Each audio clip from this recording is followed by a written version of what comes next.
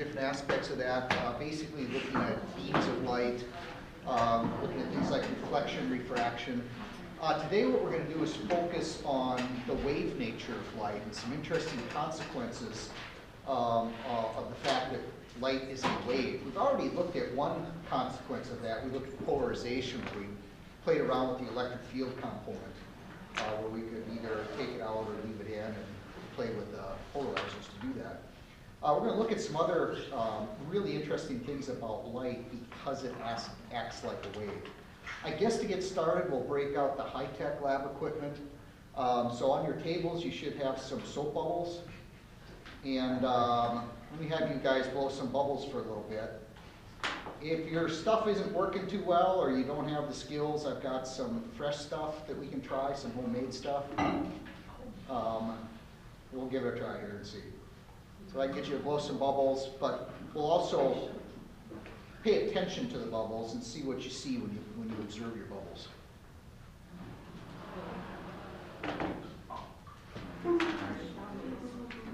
Again, if your soap stuff isn't working too well, let me know. I've got some others we can try.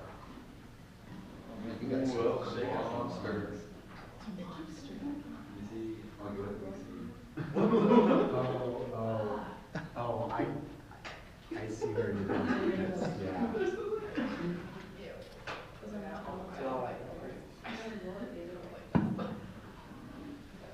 If somebody does have skills, I got bigger ones here too. Not much of the soap left in here, but if you got skills, if anyone wants either of these. Nobody?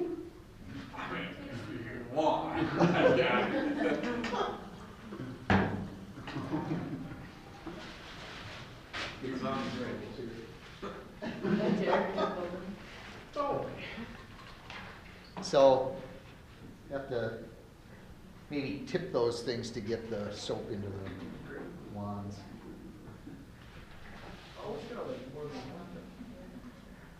What I'd like you to do, if you can, is catch one of the bubbles in the wand and pay close attention to it. Or with the big ones, you can kind of see it as floating around.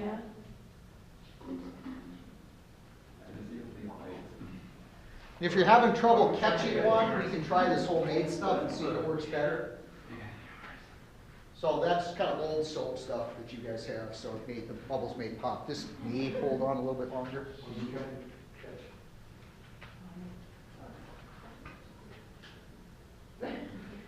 Well, it does blow good bubbles. Dang. You see how they like pop? So do you notice little colors swirling around?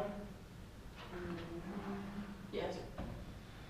So a tougher challenge. I need you to catch one on the wand. Got it. I want you to watch the top of the bubble. It may take a couple tries. See if you can predict, based on what you see at the top of the bubble, when it's about to pop. So if you pay close attention, you might be able to see something happen. Are those popping too fast?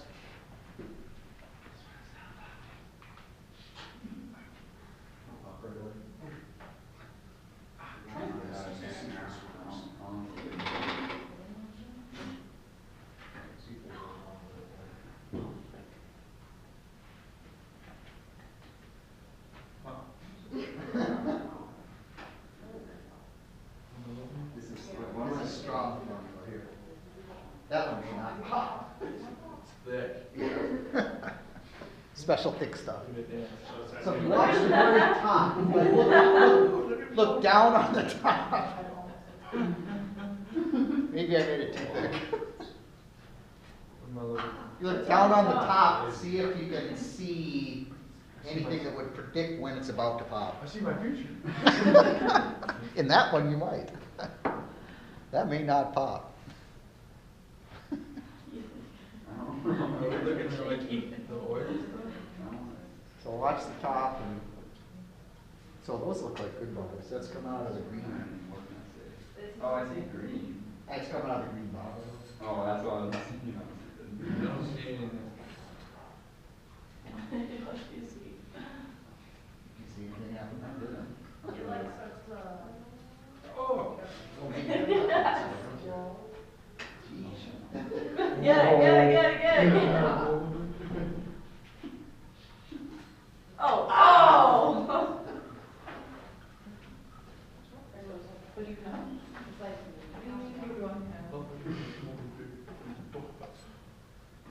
Oh, no, you ruined it. Okay, Do no. it again. I don't know what those things. You need my hardcore stuff? Yeah, I don't know why that pops. Oh. Maybe we'll try it. Wait, there's a little, there's a little hole underneath what? Oh, no. Ready for the big show. So see if that helps.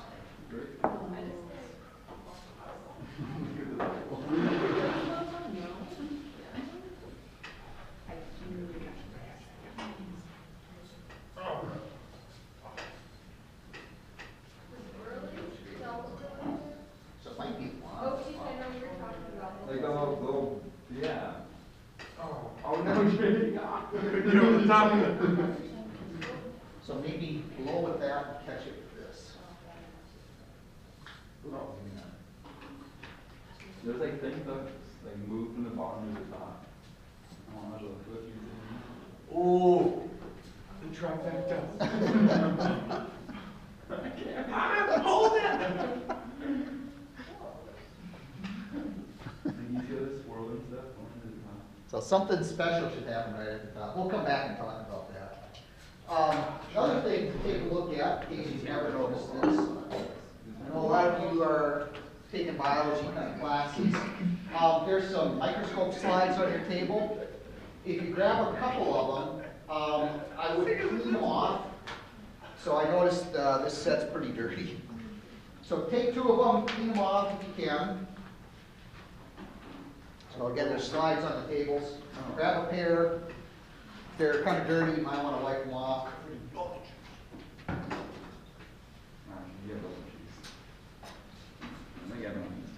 And what I'd like you to do with your two slides is put one on top of the other and orient them so you're looking down on them. And here's the tricky part. Try and get a reflection of these lights in the top.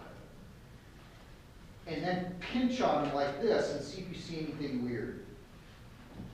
So again, you'll have to get a reflection of these lights on the top as you're looking down on them. Start pinching on the slides and see if you see anything weird. If you don't, let me know. So I'll get you some better ones. Yep, on top of each other, look down on them, and get a reflection of these lights. I'm talking about little tiger stripes in there. Yeah, I saw one. So little tiger stripes, Yeah. just like that, pinch them. But you have to have this light reflecting on top. You saw the tiger stripes? Yeah, from this one. It was pretty cool. I might be blind. It might be If anyone's not seeing little tiger stripes, I've got a better set here. Now I see. And if you pinch, the little stripes move, right? Anyone not seeing it? Oh, now I'm seeing No. Try this. it. Oh, does there have to be something behind it? So, These lights reflected and pinch like this. don't look at the reflection. I think about it. See stripes? I'm looking at the light, I'm not. Don't look like. Look at. You the- look at- I watched the It top goes like of- into the lens to the No, reflection. This time you see it. I see it. For real. Oh, I see it. All right, everyone see the stripes? That is no. Can you get them to move around?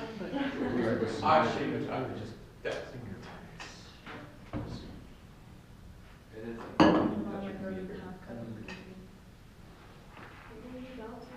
See, like, real close, like greens and reds.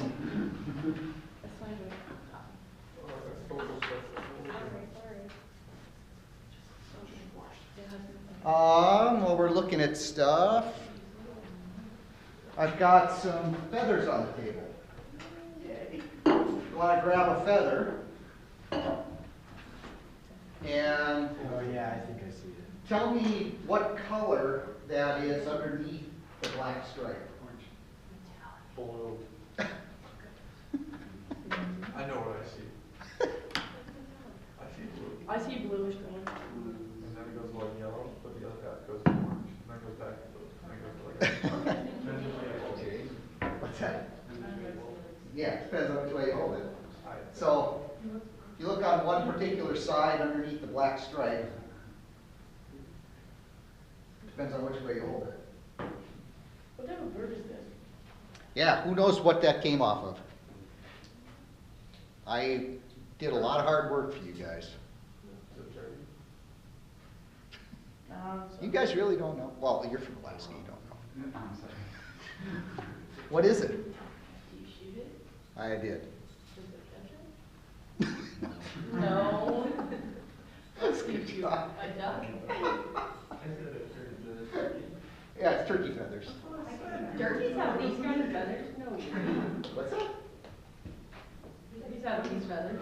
Oh, yeah. Well, pheasants don't. Well, I don't know. No, those are turkey feathers. Turkey feathers from a year ago. Because turkey season doesn't start until this Saturday, so those are last year's turkeys. Some of them shooting. I'm going to pass a couple other things around that look odd if you like tip them back and forth. This one you used to see a lot more a few years ago. They made a car paint that I've only seen one car in Spearfish that had this. But when you get this is not the best shape to show this, but it's what I can get my hands on. If you tip this back and forth, tell me what color that is. And this is an interesting piece of obsidian that somebody carved on it, but it's a piece of obsidian that, again, when you tip it back and forth, looks kind of interesting. So I'll pass those two things back around like this. Are you looking at it?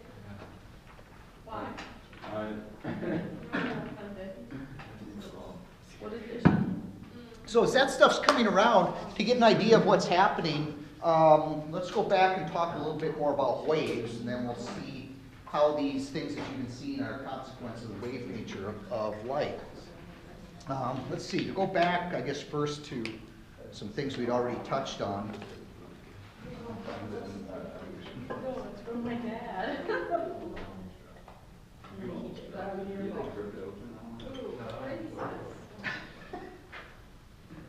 And no, it is not my personal. Right.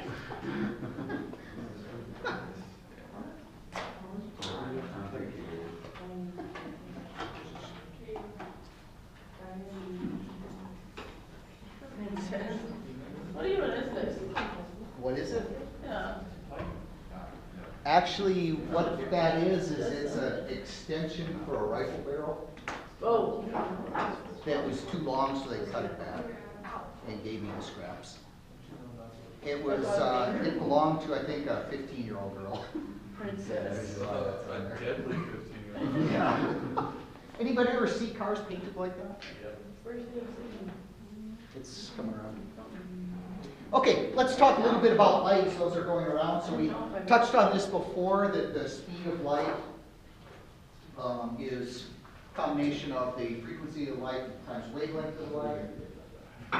If we send light from one material into another, we saw earlier that we could get refraction as long as the light's coming at an angle relative to the normal line.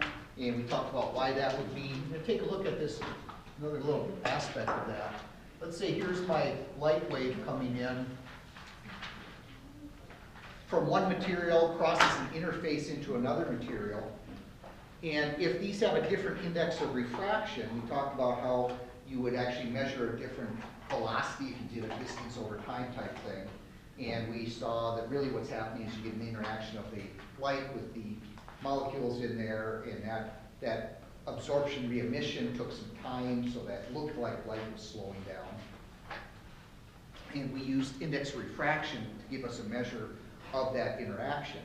And from there, we looked at then, based on the difference in index of refraction across an interface, that would tell us how much light's going to refract, and we had Snell's law that would quantify that.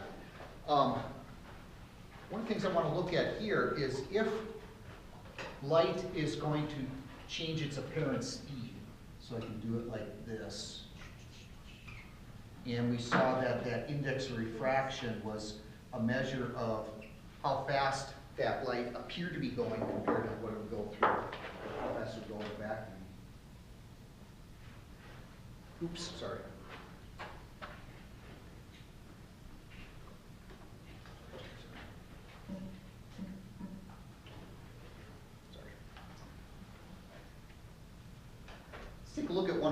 we're gonna have to use here in just a bit, is, wait a minute, if that light in this material, say it's gonna go through a chunk of glass, looks like it's going slower if we did a velocity is equal to distance over time, you know, measured from here to here, timed how long it was gonna take, measured as velocity, and it looked like, oh, look, it's going slower through there. Again, the index of refraction would give us a measurement of that interaction. How is that thing gonna go slower in there? So if that number is gonna go down, something on this side also has to change. One can and one can't. So do you remember what frequency actually is? Let's say, oh gosh, we're looking at, say, water waves. You're standing there on the beach and you're watching waves coming in. And the wavelength is just from, say, peak to peak or trough to trough. What's the frequency? Yeah. If you're looking at it passing by you, the frequency is the number of peaks Per sometime, usually per second. So just counting the number of peaks per second that come by. Ends up with a unit being reciprocal seconds or just hertz. For that to happen, if, say I'm looking right here, and I'm counting peaks going by right there, and I get a certain number of them going by based on that wavelength. When this enters here, this had better be continuous. I better not have a jump in my wave. But what's going to happen if my wave is, so to speak, slowed down? So now I'm looking right here.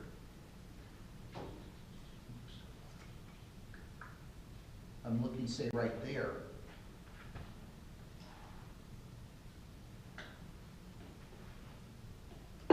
For these guys to be continuous like that, what's going to happen, I'm going to exaggerate this. The frequency I see here, it better be the same frequency I see there. But for that to happen, what has to happen to the wavelength? It's going slower, but I want to see them occurring at the same amount per second. I'm going to have to change my wavelength to make that happen. In this case, my wavelength's got shorter. So I can have a slightly different wavelength here and here.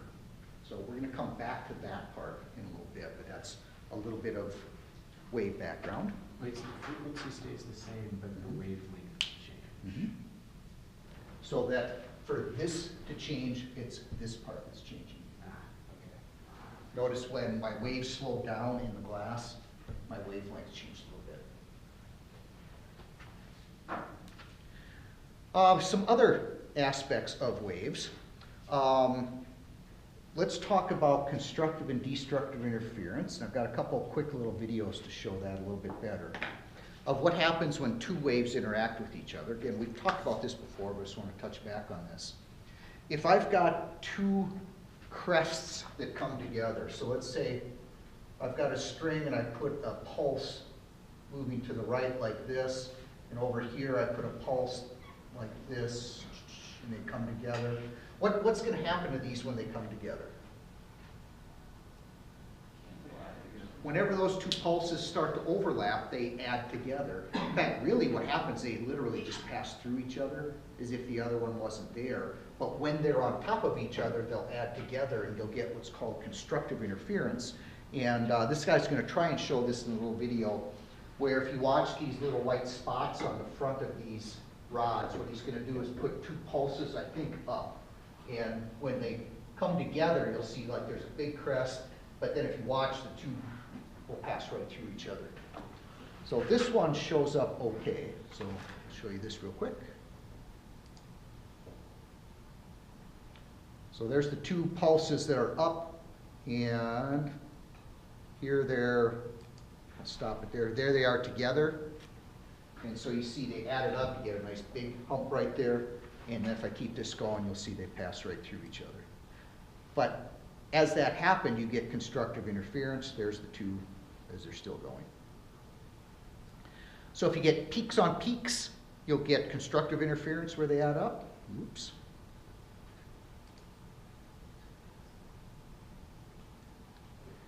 And if you have this situation where you send, say, a peak and a trough, when those line up, you still get those two waves adding to each other, but if one's up and one's down, how do they add up? If they're the same pulse, you'll get destructive interference. It's as if the wave's not there. Again, what's really happening is these two pulses are passing through each other, but when they're on top of each other, they add together. But in this arrangement, you're going to get destructive interference. This one's a little bit trickier to see, so I'm going to try and stop it here and catch this. So what he's going to do is, I think, put an up pulse on this side and a down one on this side, and I'll try and catch it right when they hit. So there's a pulse up and a pulse down. It should be right about there. And you'll see as they're on top of each other, you've pretty much lost any wave. They're still there. You just get destructive interference at this point. If I keep this going, you'll see that they pass through each other. So there's the down peak, there's the up peak. So there's constructive and destructive interference. So that's another property of waves that we're going to take a look at. Another interesting thing is what happens when waves reflect off of boundaries. And there's two different kinds of boundaries we can take a look at. One is relatively easy to do at your tables. The other one's a little bit trickier, so I'll show you some videos. I put some slinkies out there. And what I'd like you to do is you may have to clear some space on the table. If you can, so take it, 2 people. One person can grab each end of the slinky and let's stretch it the long ways across the table with nothing underneath it. So it's resting on the table. So we'll try this and see if it works. What I'd like you to try and do is one person's just going to hold still and not do anything. The other person is going to give a nice, quick, sharp pulse to one side or the other. So a quick, like this to the right, it'd be a quick, like that. So we'll watch that pulse, race down to the other side, and then see what happens when it reflects off a hard, solid boundary. See what happens to the orientation of the pulse. See it in that. Oh.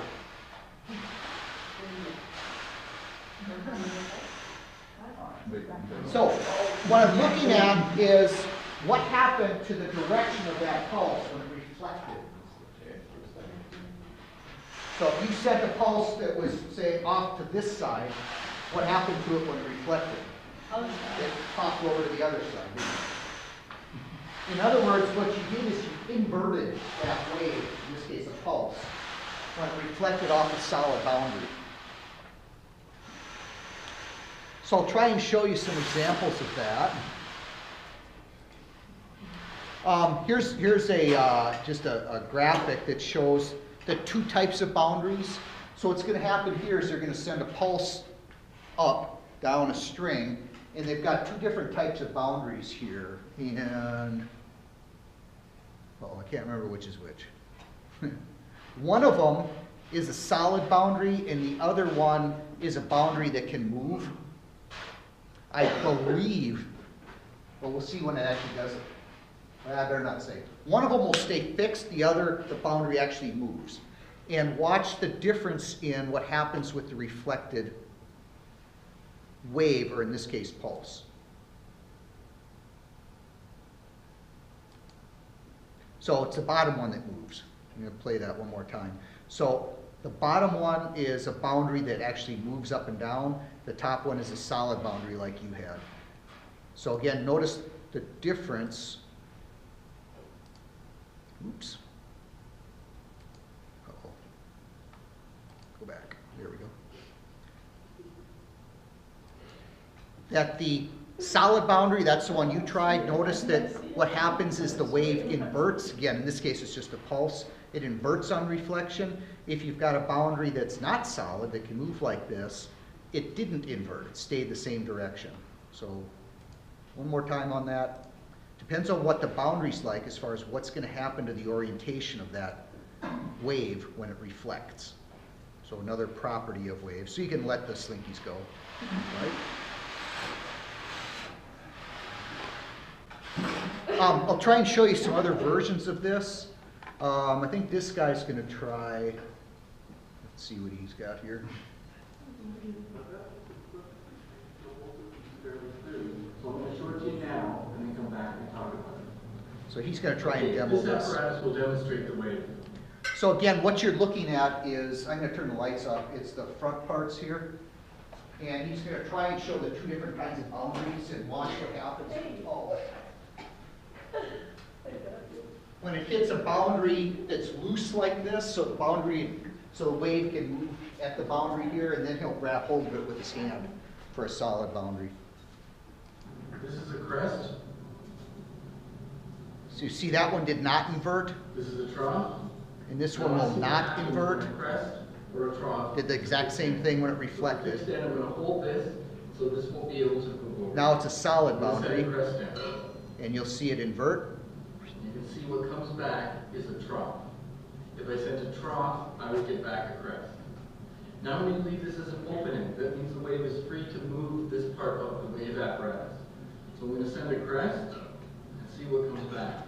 It's a little hard to tell, but another crest. So it did not invert. When I crest, So, one more thing, and then we'll get to what you actually saw today. So one more little quick demo is, as you may have seen in that take-home lab that you did, anytime light hits an interface, you're going to get two things that can happen. A reflection off that interface, and you may also get refraction off that interface. We've been looking at the refraction part, but again, on that take-home lab, they actually showed the reflected ray too. What they're going to show here is a pulse going down an apparatus that's got two different parts to it, and they're going to have a boundary there, and what you'll be able to see is that this pulse that they send down there will transmit through that boundary, and it will also reflect back off that boundary. So you'll see both of those happening here.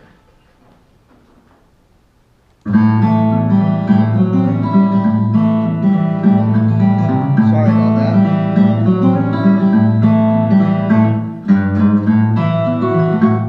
Wouldn't let me do it there.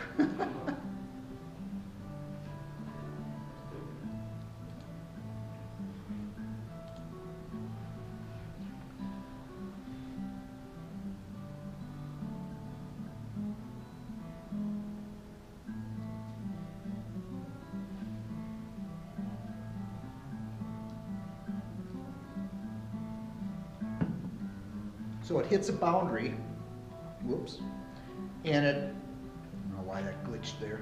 Let me try that again. I guess it's the video. They'll show it one more time here. So you see when it hits that boundary, you'll get a reflection and a refraction, so to speak. So you get both happening.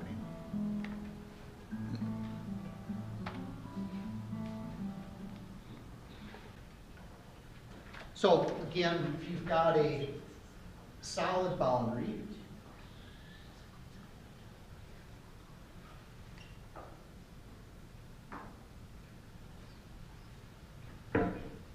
you'll get an inversion. If you have a boundary that can move, it won't invert. That. That's just a classic wave, or some classic wave behavior. Where our case comes in is if we've got two different materials and light is going to hit the interface between those two materials and they have a different index of refraction.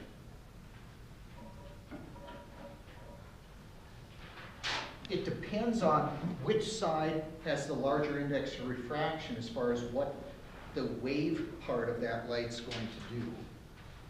If we go from low index of refraction to high index of refraction, so I'm going to kind of draw it like that, and that light comes in and bounces off of that interface. Bouncing off of a material with a high index of refraction is very similar to bouncing off a solid boundary.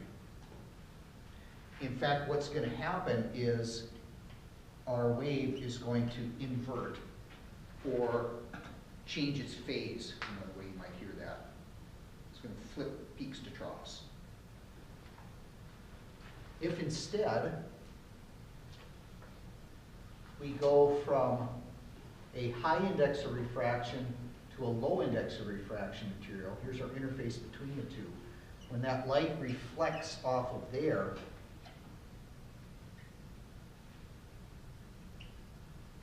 it's similar to this like looser boundary, so to speak, where we're not going to get an inversion of the crests and troughs of our electromagnetic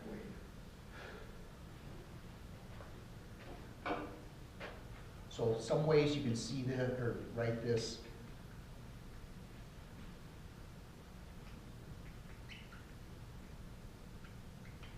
Either that or no inversion, no phase change.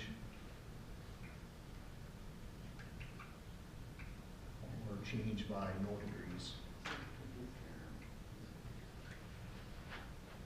In other words, in one case, when we bounce off an interface from low to high index of refraction, our waves are going to flip. In the other case, they don't. So let's take a look at the two slides example we had. So you put two slides together, you saw some little stripes in there. What was happening is you had glass up here, so there's one of your slides up here. You had glass down here, here's your other slide. And in between, there's a very, very thin layer, or to use some other words, a thin film of air.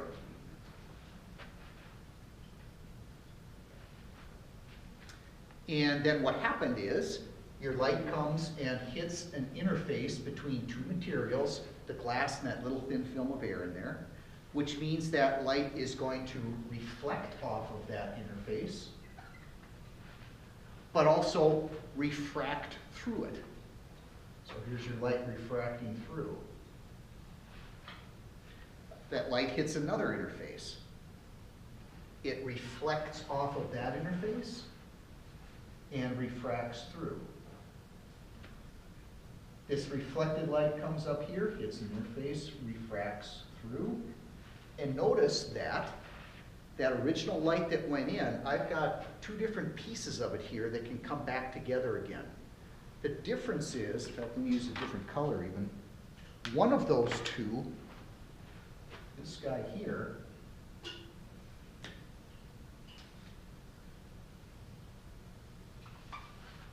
went a different distance before those two came back together.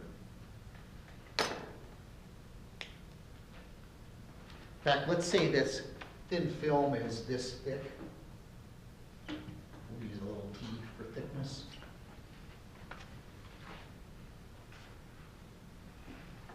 Well, we've got these waves coming back together here.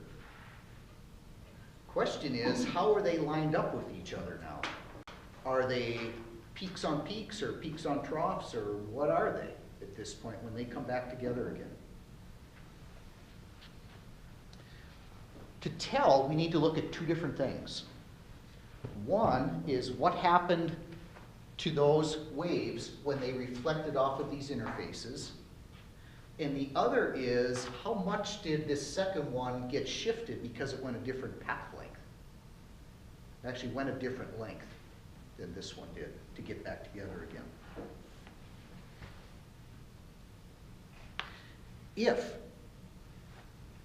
that combination of those two things, what happened on the reflection, what happened to this path length difference, lines the peaks back up, we'll have constructive interference. We'll see something.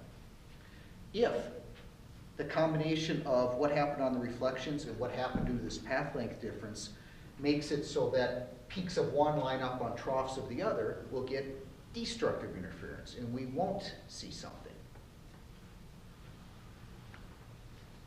What you were seeing with the slides, with the soap bubbles, is a consequence of this thin film behavior, the fact that you're getting reflections off of two very closely spaced interfaces. And did those rays come back and constructively or destructively interfere? So let's take a look at how we'd figure out what's happening. Let's do this example for now. Let's say I've got air here, a film here of some sort, and air here. In fact, the example we'll do is our soap bubble. You had air on the inside, air on the outside, and you have this soapy film that you were looking at. The light bounces off of one interface, bounces off the other interface, and here's where they're going to come back together again, and we'll make the film this thick.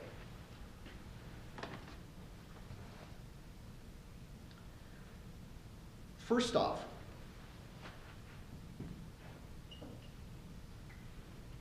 let's look at what happened due to the reflections. Like, what's our situation due to the reflections? Just reflections alone, would these guys be in phase or out of phase with each other in this particular example? So let's take a look.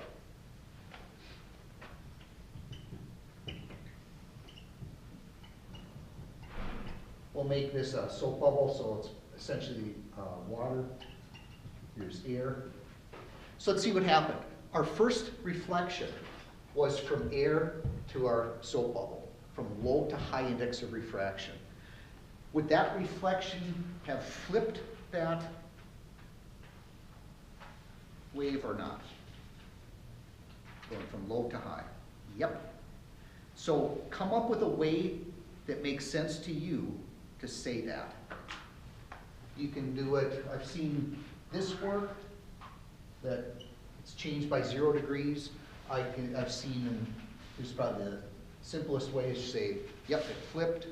I've seen people say inverted. So whatever makes sense to you to say, yep, that one flipped over.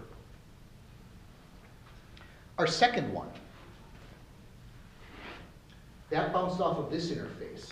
That was from the water to the air, from a high index of refraction to low index of refraction interface. Does that flip a wave or not? No, that does not invert it. So this one, oops, this was flipped, sorry. My mistake. This one's not flipped. So either not flipped, not flipped,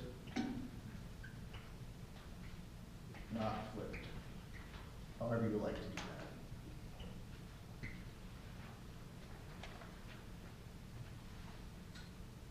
So for this one example, just due to reflections, are we in phase or out of phase? Those two guys. One flipped, one didn't. So what does that mean? Are they now, if we just look at the reflections part, are they in phase or out of phase? They're out. Because one, let's say here's how they both came in. One of them you said flipped, and the other one didn't. So are those in phase or out of phase? They're out.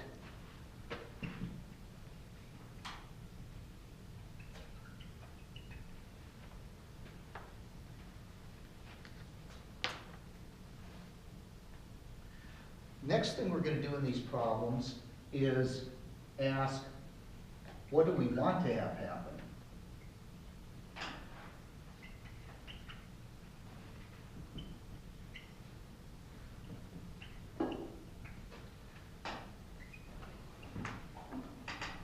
And I'll show you what I mean by that. What do we actually want to have happen? Do we want to see something or not see something? We'll take a look at examples of both. Let's say I want to see a certain color. If I want to see something, I need to have those reflections in phase.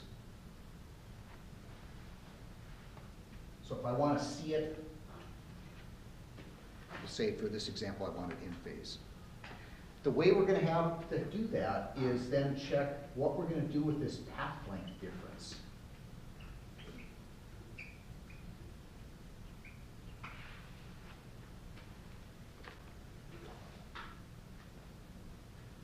So, if I've got a wave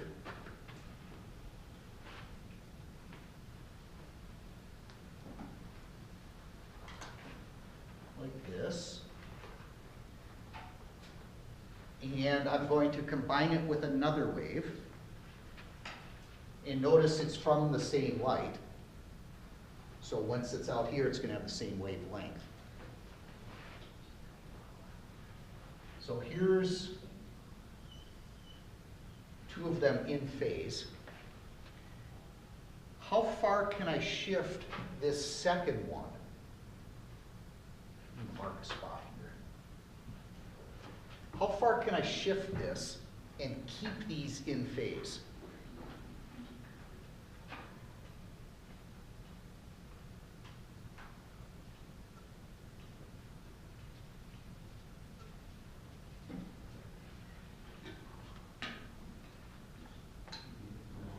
How far?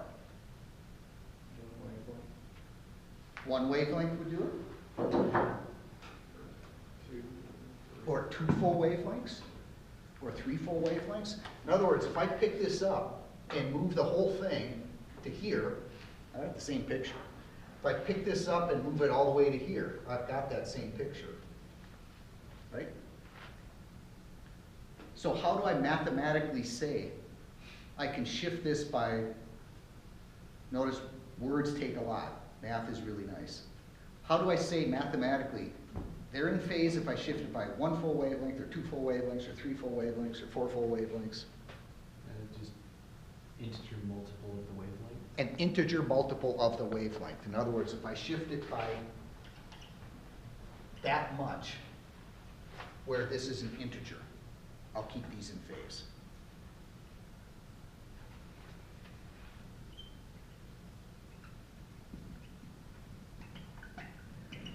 What if I want to put them exactly out of phase? How far can I shift that bottom one? Half, or?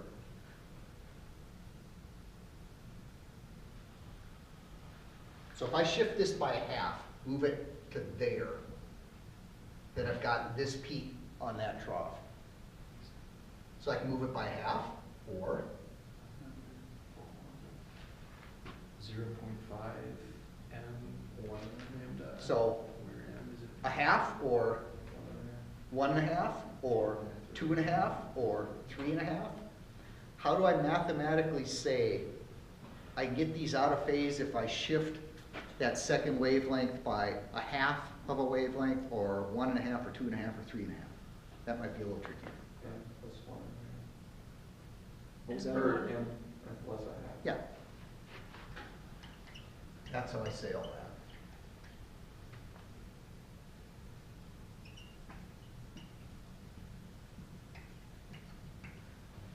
So I can get these things to shift around by changing a path length that they take. If I shift that path length by the right amount, I can move these things in and out of phase with each other. So let's see how you'd actually calculate that. What is the path length difference between these two? As long as our film is thin, we can make a pretty good approximation of that path length difference. How much further did this one go before they came back together again? Again, in an approximation with a thin film, 1T, 2Ts. So that path length difference is 2 times the thickness of our thin film. If I want that path length difference to keep my 2 rays of light in phase with each other, I want that path length difference to be some integer multiple of the wavelength of that light, with one small complicating factor. Notice that light was in the thin film when it did that path length difference. So technically, that's the wavelength of the light when it's in that thin film. That's not so convenient. It'd be a lot nicer if all we needed to know was what was the wavelength of the light as it came into that thin film, not what is it in the thin film. So that's where we go back, oops, the stuff I erased over there. Put it back over here.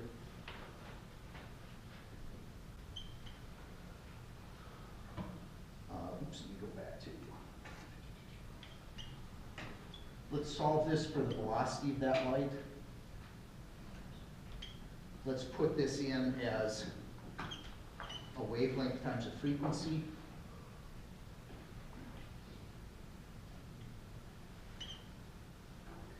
We already mentioned that these frequencies are the same. What that's going to do is let us change that wavelength of the light that's in our thin film to something in terms of the light as it's entering our thin film. So what we're going to do is stick that in for that particular wavelength. So we'll change this to m times this. Now this is the light as it's coming into our thin film. That's a whole lot more convenient. And typically you see this equation written this way, where we're going to bring the n over to the other side.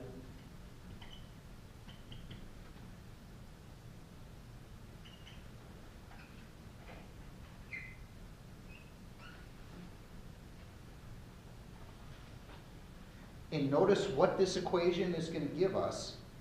And here's a real good way to remember what this actually does, which may be different from how you see it in some of the textbooks, is this will make sure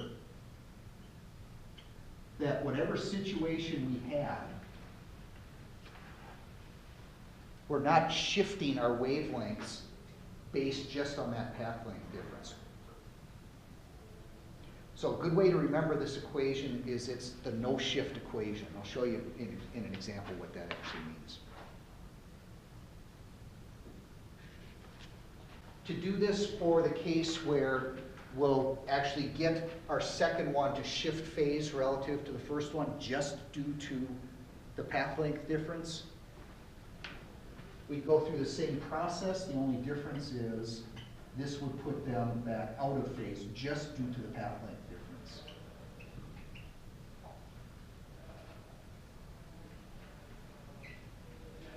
So this would be a way we can shift our wavelengths by a half wavelength or some integer multiple of half wavelengths just due to path length difference.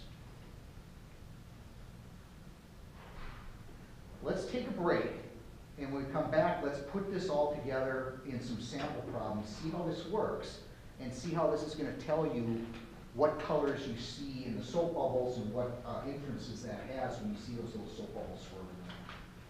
So let's take a break first. We'll put this all together and see how this all works. Okay, let's run through an example, see how this all comes together. So let's say we've got a soap bubble.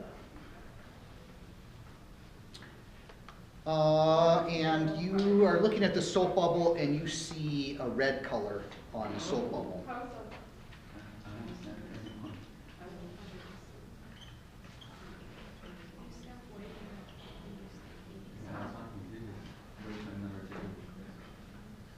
Good. Looking at the hanger. So you see a little red color on the soap bubble. How thick is the bubble right there? And let's actually give that a wavelength. Let's say you're at 662 nanometers. So first you recognize, oh, this is a thin film we're looking at, so it's a thin film problem. So we draw a little thin film here. We've got what on either side of our film. So here's our film itself. It's basically water, so we've got an index refraction of 1.33. We've got air. I'm just going to clean my picture up a little bit. Actually, I'm going to go all the way from the start here. So I've got air here. I've got water here. I've got air here. So we'll label our indices of refraction. let's see what happened to our two rays that are going to come back together here, just due to the reflections off of the two interfaces on either side of our thin film. So again, on our first reflection, we're going from a low to high index of refraction. That would have flipped our waves. Our second reflection, that's right at this interface, that's from a high to low index of refraction. That's no flip.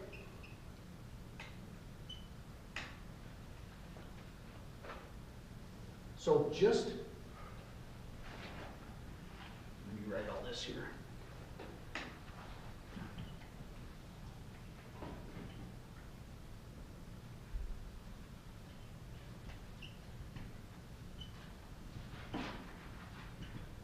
For this particular example, just due to the reflections, are we in phase or out of phase with our two rays? We are out. One got flipped, one didn't, so that put them out of phase. Everyone okay with that? What do we want to have happen in this particular problem? Do we want to see something or not see something? I want to see red. So what do I have to have for me to see it? I better have some constructive interference. They better be in phase with each other.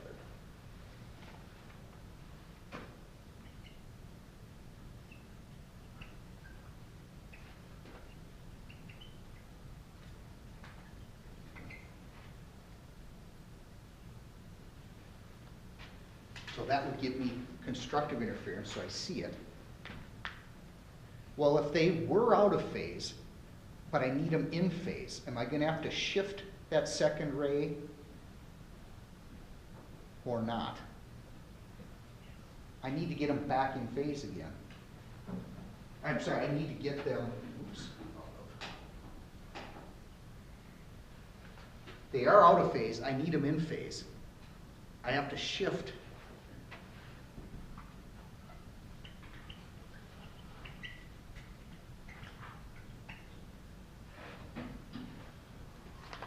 my second ray with that path length difference to get them back the way I need them. So, which equation am I going to use to help me out?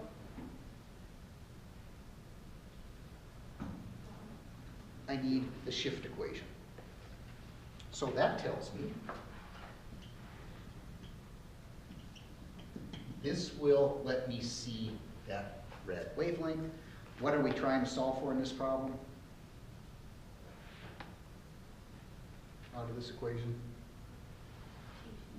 We want thickness, so we'll solve that for T.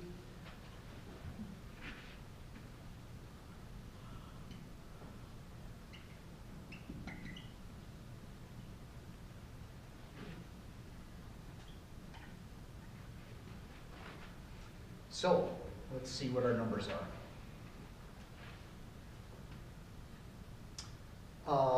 The wavelength, that should be no problem. I want to see 662 nanometers.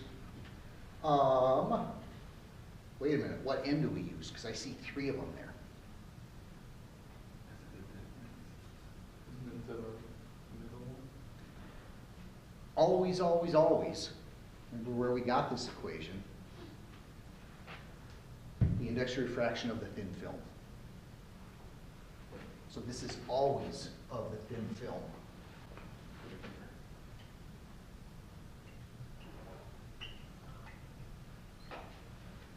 All we needed to know the other ones for is what happened on the reflections. But in the equation, it's the index refraction of the thin film itself. What do we do about the M?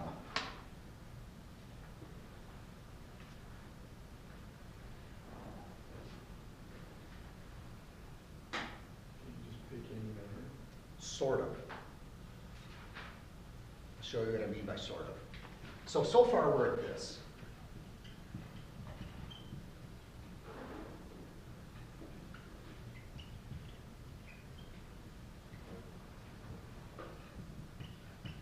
Right? So let's see what happens.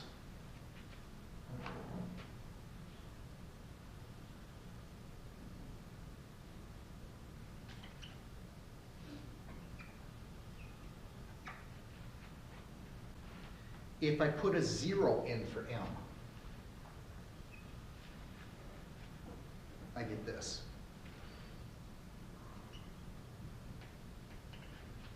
If I put a 1 in for M, I get this. If I put a 2, and I can keep going. So what is that telling me?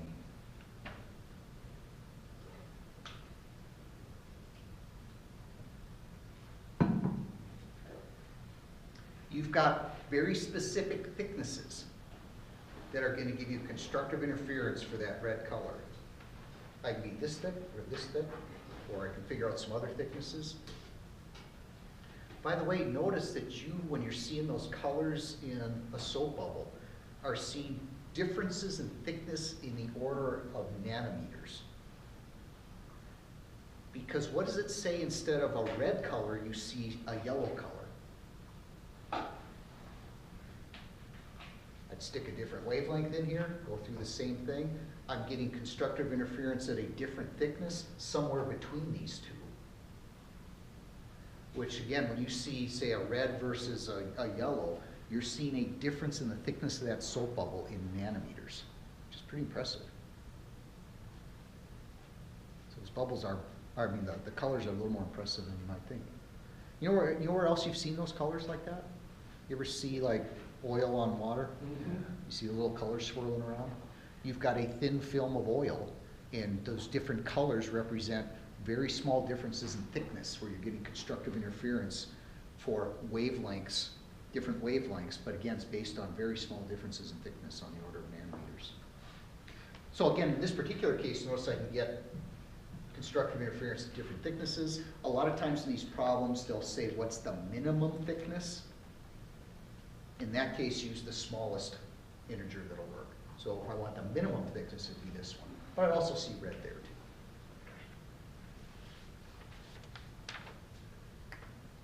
Let's try another one. Let's say we've got a soap bubble again. All this. And this time, let's just change the problem around. So soap bubble. And let's say we've got a thickness of 320 nanometers. What color are we going to see?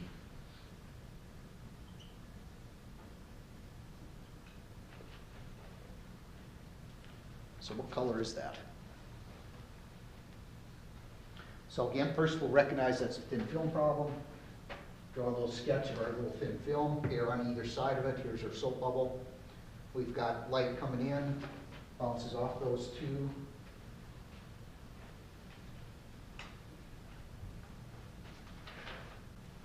Due to reflections, we're out of phase.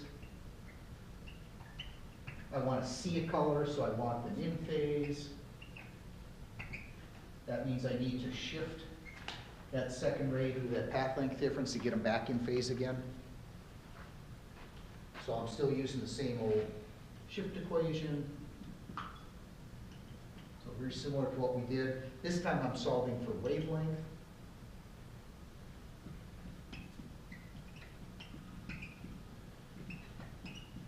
Again, the N is always our thin film, 1.33. We've got a thickness of 320 nanometers that I want to check out. So again, the question at this point is, what do we put in for M? At this point, it's the same thing I said before. Well, sort of, it depends. We've got some options. So what happens in a problem like this?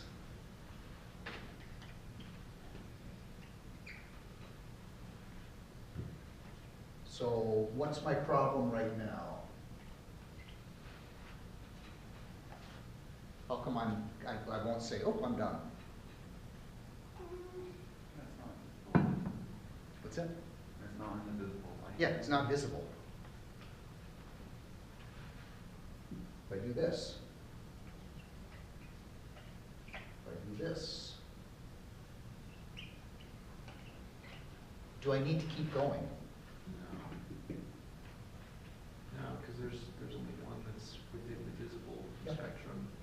that's between our 400 and 700 nanometers. Notice here we're in the infrared, here we're ultraviolet. What if I keep going down? Keep putting bigger M's in, I'm just deeper in the ultraviolet. So here's an example where only one of our ends is going to give us a visible color. We're going to see a color of 567 nanometers. Any idea what that is? Should be able to at least get close. I think it's blue, isn't it?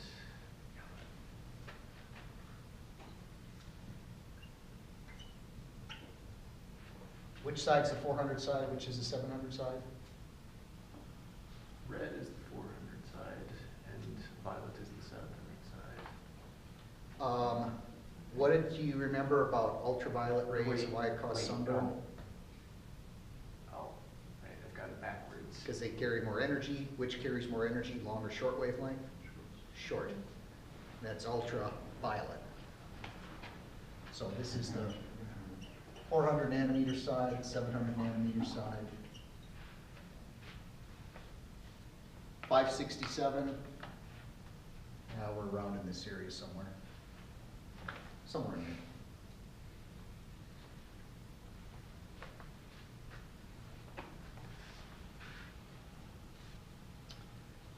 Let me try another one here. And oh man, none of you guys are wearing glasses today, hardly. Let me see if these will do it. Mind if I take a look at your glasses? So I'll pass these around. What I want you to do is look at the reflected light. So again, look for these lights here, reflected in the tops of the lenses. So this is just a regular lens with no special coatings. My glasses have an anti-reflective coating on them. And if you look again at the reflected light, you'll see a difference. So if you go down on them, you'll see these lights will look white. And what do they look like in my glasses? Kind of greenish. And I noticed yours both had anti-reflective coatings. You can tell, just look at a reflected light like this, that's a white light, and they'll look usually greenish, sometimes a little purplish, if you've got an anti-reflective coating on them. Most of the anti-reflective coatings tend to be magnesium fluoride. The reason for having anti-reflective coatings, besides the fact you don't see quite as much of the reflections that are kind of a pain when you first start using glasses, the other thing is, mentioned that light is reflecting and refracting off of both of these interfaces. If I make some lenses, oops. So say this is now glass.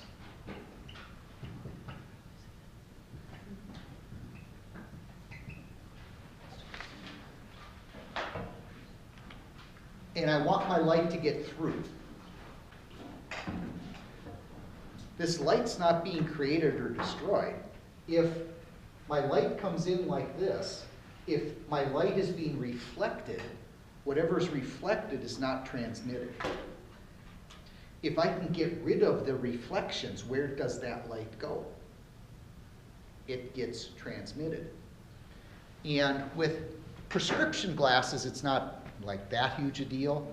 Where it becomes a really big deal is when you're making things like binoculars or telescopes with multiple optical elements in them. You can tremendously change the amount of light that gets through, especially if you're using these things for low light activities, you know, like telescopes or even some binoculars. With binoculars, there's a whole bunch of different pieces of glass in there with lenses and prisms to fold the path length down.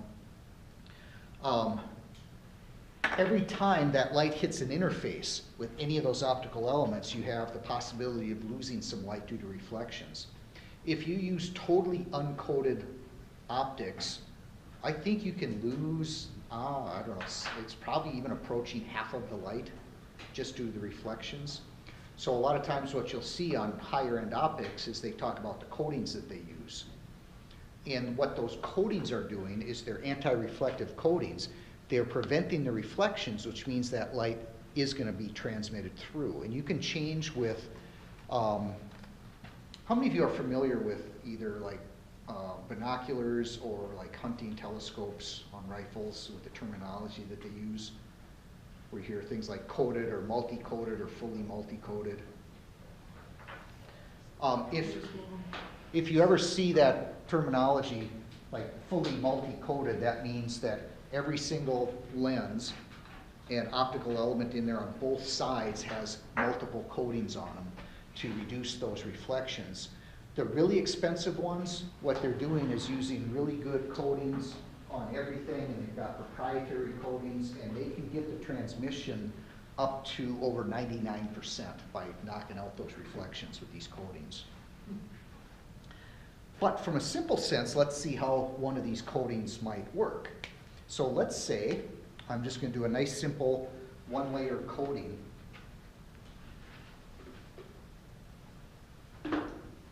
And we want to make this an anti-reflective coating.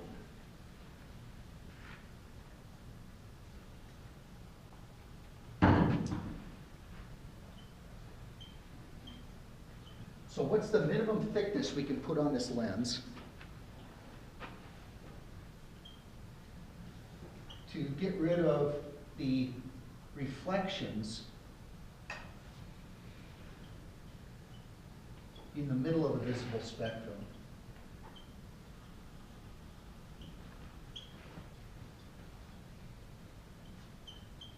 And let's actually put a number on that. Let's say we want to knock out 550 nanometers.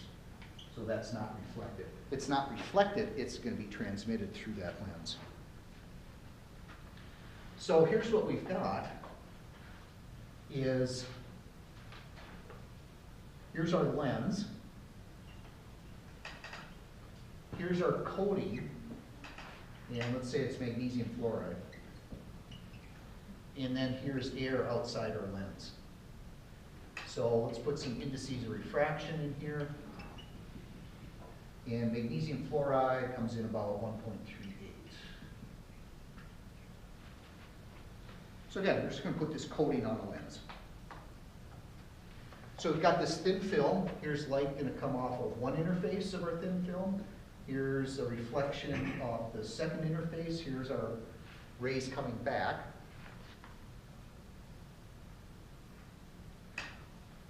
What's our situation here now, just due to reflections?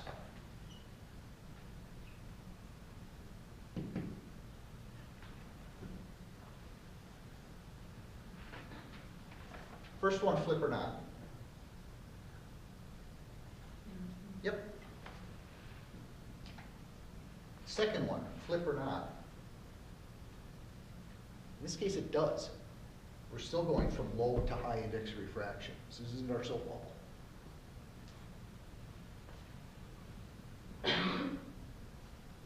Are we in phase or out of phase right now, just due to reflections? We're in phase. What do we want to have happen?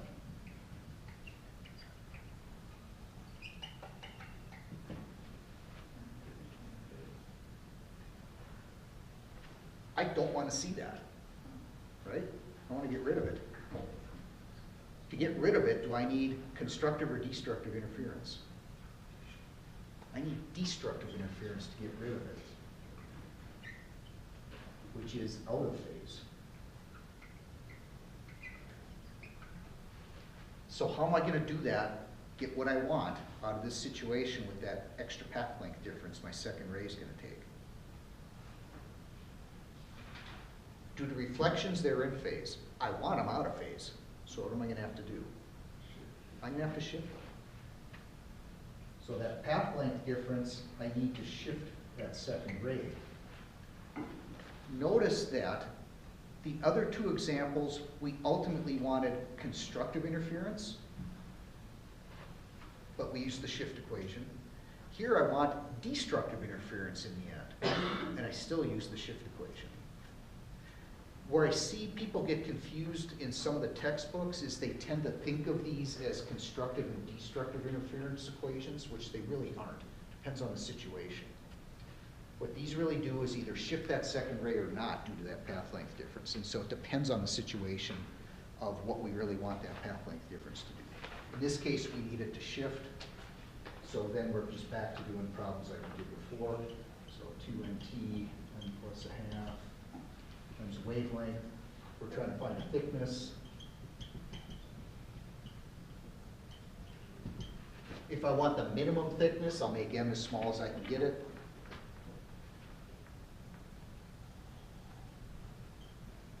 I want to block out 550 nanometers. Which end do I use? I've got 3 different ones up there. Always, always, always the thin film. So even though I have 3 choices, I want the thin film. And that would give me this.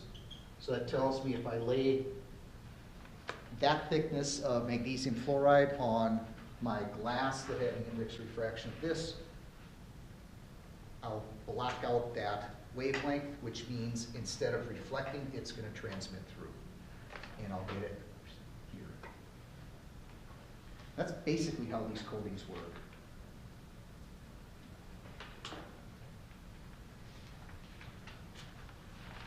Any questions to here? So that little tube I passed around, and even that little, whatever that thing is, that piece of obsidian, I'm not sure what is that thing supposed to be, like some chieftain or something?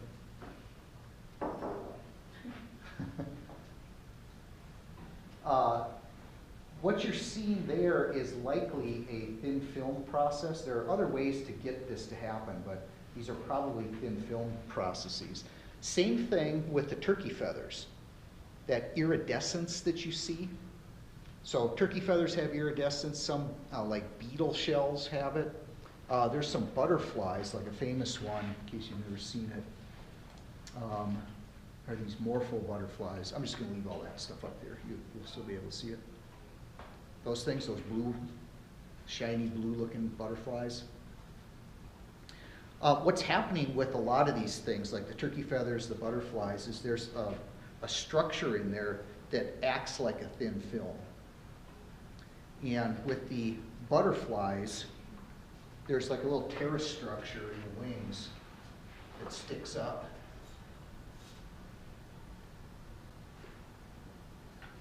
So there's like little structures like this in those wings. There's more over here. So that light can come in and reflect off of this, reflect off of this. I can get constructive interference for a certain color. So what's up with the iridescence then? Why isn't it just one pure color like you saw with the soap bubbles? Depends on the angle, but it's... Yeah, you can get just small changes in this. And if you look at slightly different angles, you'll get slightly different thicknesses, which slightly changes the wavelength that you get constructive interference for. Not enough to change it from, say, blue to red, but enough to change that, that gives you that iridescence effect that you see. The turkey feathers are pretty impressive because they do go from kind of a greenish to a reddish, depending on the angle that you look at. The reason they use structure, the reason they use those like structures instead of like pigments is because it's really, really hard to make blue pigments, right? Blue is not a very natural color. That's a tough pigment of nature. Let me give you guys one to try real quick here. For one of these butterflies, let's see.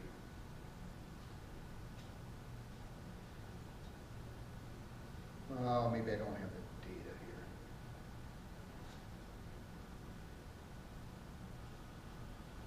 Well, let me have you try this then. To see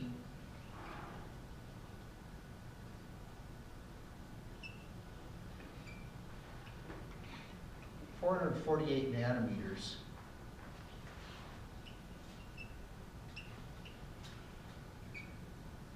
How thick is that little structure right here?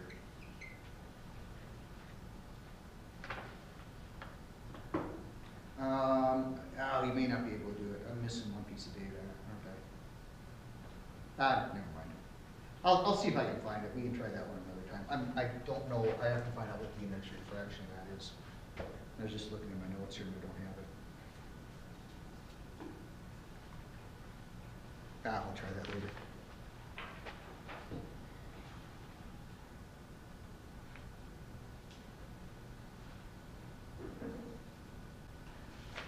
Show you one other thing here today, though, that is actually related to what we've been talking about, surprisingly.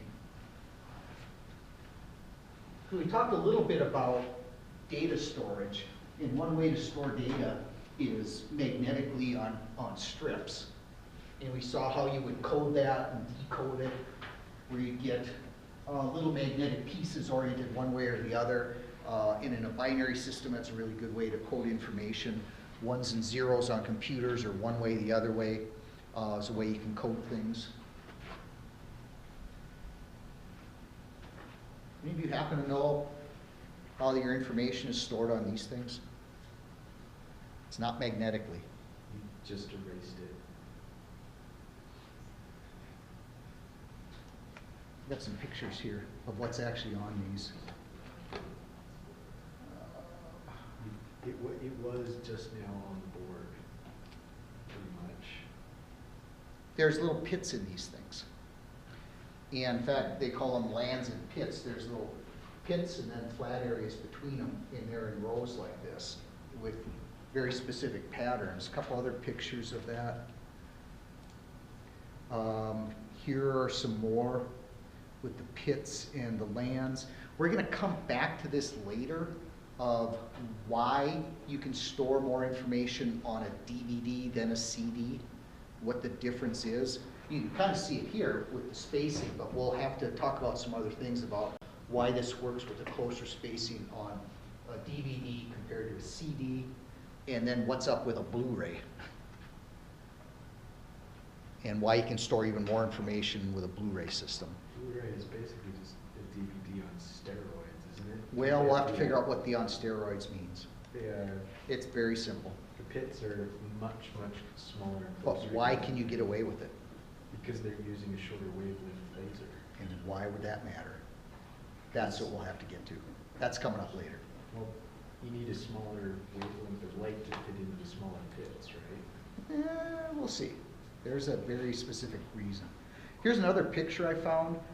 This is actually what gets read, the underside of it. So the pits actually are poking out. So here are the pits poking out. This is what we're going to actually shine a laser at. So it's going to hit the pit or the land as we scan across the rows. And it's that pattern that's going to store information. And how that does it is like this. So there's a picture of it. I'll try and sketch some things here. Is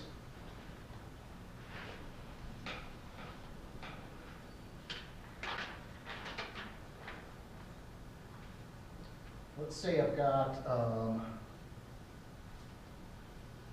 section of my CD like this, so we'll look from the bottom here. And what we're going to do is shine a laser on it. So here comes our laser, hits right here, reflects off of that, comes back, and then hits a detector. Notice every part of that beam is being reflected off the same kind of surface. Every part of that beam that gets reflected is still in phase with each other as it comes back, so our detector sees an in-phase beam. If I'm right here, same thing. Every part of that beam hits the same surface. Every part of that beam comes back in phase. Where this changes, if I design this right, is when my beam hits like this.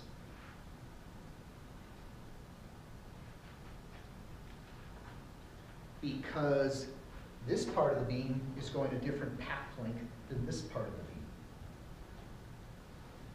beam. And if I design that pit just right, I can get destructive interference.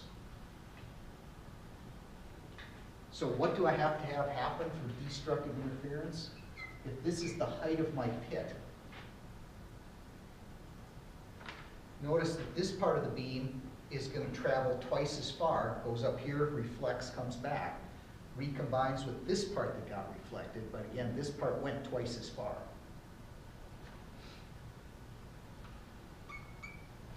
To get destructive interference, how much does twice of this have to be in terms of the wavelength of that particular laser light you're using? Half. Oops. This right here.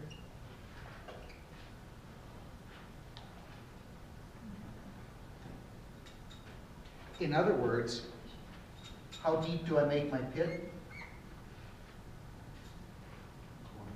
A quarter of the wavelength of the light I'm using. And basically what we have then is a way to record light that's on, light that's off. Again, on computers, ones and zeros. And we can record information now optically, or read it optically with these little pits. For again, either the light's on or the light's off, whether we get constructive interference or destructive interference, as long as our pits are 1/4 of the wavelength or some integer multiple of that wavelength of the laser we're using to detect this. So a really unique way to store data. It's doing the same thing the little strips on the back of your credit cards do, just a very, very different way of doing it. Instead of magnetically, we've got these little pits like that. There's a little bit more to these, but we have to talk about some other stuff a little bit later. Again, so a little bit more about how these CDs work and what's the difference between a CD and a DVD. Although you're getting there. The difference is the wavelength of the light that we use. So let me ask it this way then. If you knew about the wavelength of the light part, why did we even fool with CDs? Why didn't we go right to Blu-ray? Because we didn't know how to make blue LEDs. Oh, you know how to make them. I thought it was pretty recent that we figured It was pretty recent, but not to figure them out. not all of it. We just didn't have the technology to build. Oh, we had the technology. So we usually just talk about science stuff in here. Remember, there's much more that has to happen for you to have a product. One is there's always engineering challenges. It's one thing to be doing things up on the board here and, oh yeah, that makes sense. Oh yeah, that should work. There are engineering challenges. And then the other one, people have to be able to afford it. Oh. They could make it, it was too expensive. It took a while for the cost of shorter wavelength lasers to come down to make it practical. Not that you couldn't make them. It's just to make them economically was another story. So again, we'll get to that. Any questions up to here though? Okay, it's probably a good stopping point for today. So are we gonna have like classes tomorrow or not? I thought we were supposed to have like a blizzard last night. Wow. You guys need to try harder. Is it supposed to snow tonight? I think so. Like blizzard type? Oh, hey, before you go, since I still have you for a few minutes. Forgot I was going to show you one other thing related to our class. Do I need to be taking notes? No, you don't need to take notes. It's going to take a second here because I just turned this off. I forgot I was going to show you this. This is something that happened just recently related to things we've been talking about that's sort of interesting. We talked earlier about mirages and what caused those.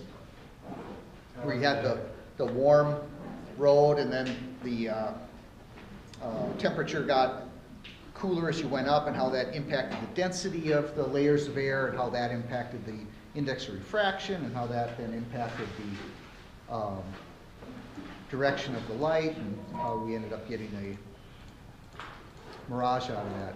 There's interesting, what's that? The Fata Morgana is a lot more. That was a pretty good one too. This is going to be a little bit more like that. See a floating boat. If you have a high index of refraction, oops. High index of refraction here, low here.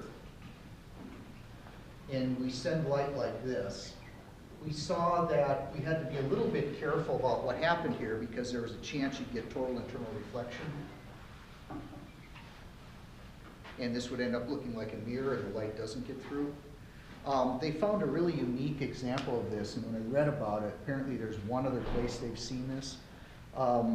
Deep down in the ocean, by one of those trenches that's pumping up like hot stuff full of like sulfur and things like that. It was building structures, and there was one particular one they'll show here that's kind of a cup structure like this that was capturing that fluid coming out of the vents in here that had a different index of refraction than the seawater around it. And if you looked at the right angle, you could actually get total internal reflection even though you're in the water. So it's just about a 1 minute clip or so. And can someone get the lights real quick for me? This will show up better real quick. It's maybe a couple minutes, but I don't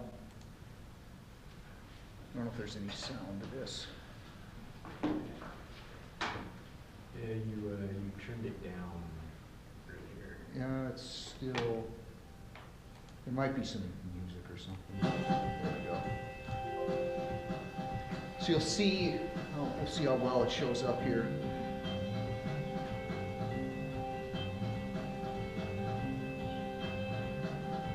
You start to see it kind of shimmery right there. Oh my Lord. So right here.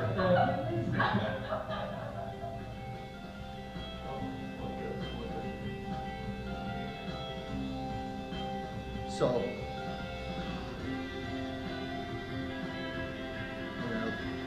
you get it the right angle, it looks like a little mirror up here.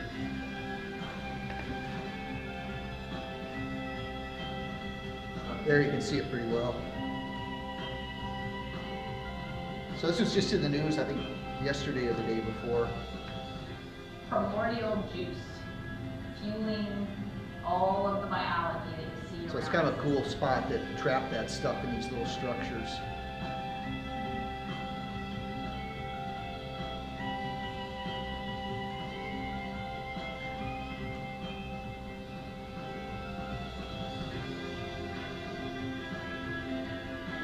There you can see it pretty well.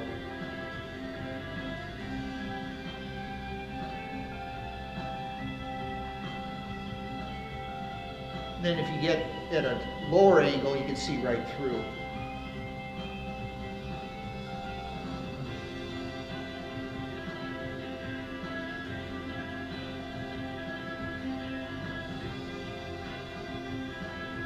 So there you're looking at an angle larger than the critical angle.